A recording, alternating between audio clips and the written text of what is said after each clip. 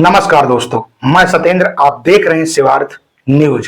साथियों, आज हम बात करने वाले हैं राजधानी दिल्ली के जंतर मंतर में चल रहे प्रोटेस्ट की, प्रदर्शन की।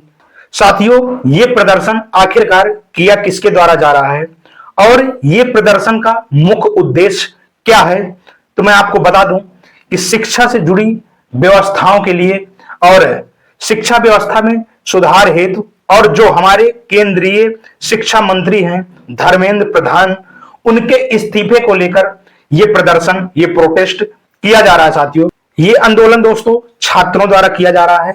छात्रों के जो भी अभिभावक हैं उनके द्वारा और जो भी सामाजिक कार्यकर्ता हैं उनके द्वारा भी किया जा रहा है।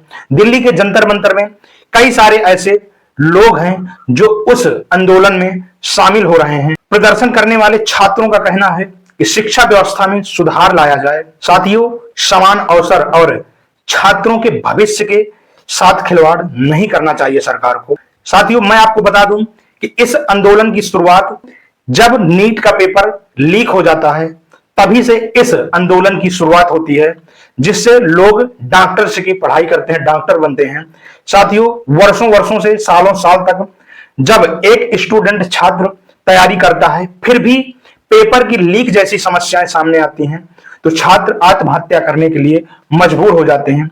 हालांकि छात्रों को ऐसा नहीं करना चाहिए, लेकिन क्या करें, छात्र मजबूर हो जाते हैं। इससे कई छात्रों ने अपनी आत्महत्या कर भी ली है नीट पेपर लीक के हो जाने से।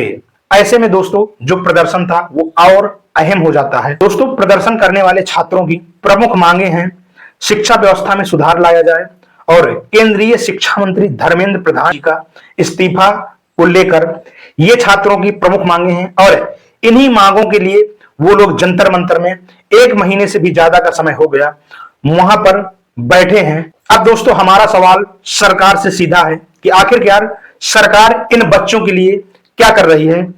1 महीने से भी ज्यादा समय आंदोलन पर बैठे हो गया लेकिन सरकार सुनने को तैयार नहीं है, सरकार को कोई प्रभाव नहीं पड़ रहा है। साथियों, आपको बता दूं कि इसी आंदोलन में हमारे देश के जो विख्यात व्यक्ति हैं वो भी इस आंदोलन में बैठे हुए हैं। हाँ साथियों, आप समझ गए होंगे, मैं बात कर रहा हूं सोनम वांगचुक की।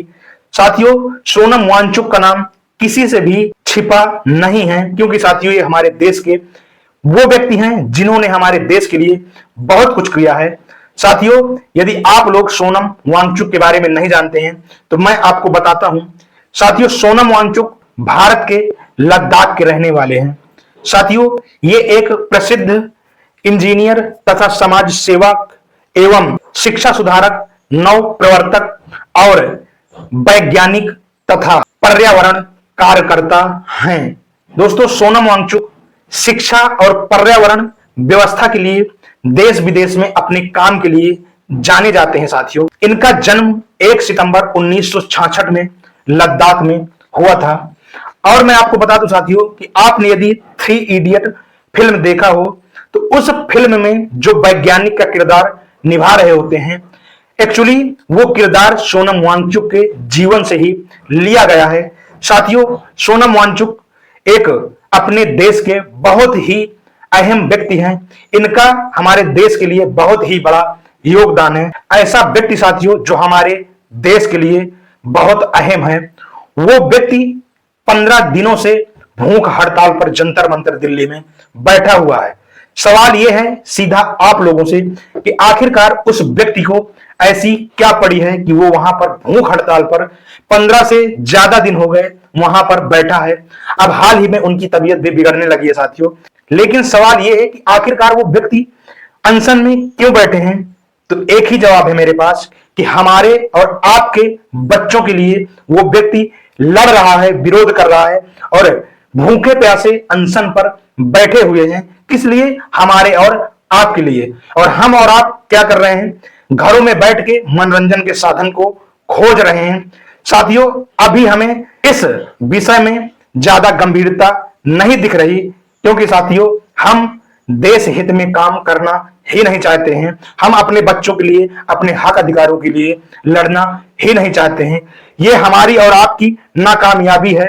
लेकिन सोचिए, वो व्यक्ति जिसका कोई भी लेना देना नहीं है, फिर भी वो हमारे बच्चों के लिए, शिक्षा व्यवस्था में सुधार के लिए, पर्यावरण में सुधार के लिए, कई चीजों के, कई कार्यों के सुधार के लिए वो व्यक्ति भूखा अनशन में बैठा हुआ है। इस बात को आप लोगों को समझना चाहिए, क्योंकि आपको ये न्यूज सुनने को मिले कि 15 दिन से बैठे भूख हड़ताल में सोनम वांगचुक की मौत हो गई। साथियों, इस लाइन को सुनने से पहले आपका दिल थरथराना चाहिए, आपका दिल धड़कना चाहिए। आखिरकार उस व्यक्ति की जान को बचाने की हमारा कर्तव्य अहम होना चाहिए, हमारी भूमिका अहम होनी चाहिए। साथियों, आप लोग अपने घरों से निकलिए। साथियों, आप लोग वीडियो के जरिए या फिर किसी भी प्रकार से विरोध करिए और सोनम वांगचुक का साथ दीजिए। हमारे देश के लिए वो बहुत ही अहम व्यक्ति है और उसका रहना बड़ा ही जरूरी है। साथियों, खाना ना खाने की वजह से उनकी तबीयत बिगड़ने लगी है। साथियों, यदि आज आप लोग नहीं जागे तो कल आपके बच्चों का भविष्य अंधकार में डूब जाएगा। आप लोग इस वीडियो को देखिए और सोचिए, अपने दिमाग में जोर डालिए, विचार करिए कि आखिरकार हमारे बच्चे जो सपने देखते हैं, क्या आने वाले भविष्य में वो सपने साकार हो पाएंगे या फिर नहीं। इस बात को आप लोगों को सोचना होगा और अपने दिमाग में जोर डालना होगा और अपने हक अधिकारों के लिए लड़ना होगा। देखिए इस वीडियो को और विचार करिए कि क्या आपके बच्चे जो सपना देख रहे हैं, संजो रहे हैं, क्या वो भविष्य में साकार हो पाएगा या फिर इस तरह की निकम्मी सरकार जो हमारे हक अधिकारियों को कुचलना चाहती है, जो शिक्षा व्यवस्था को नष्ट करना चाहती है, आखिरकार हमें भविष्य में इंसाफ दिला पाएगी या फिर नहीं।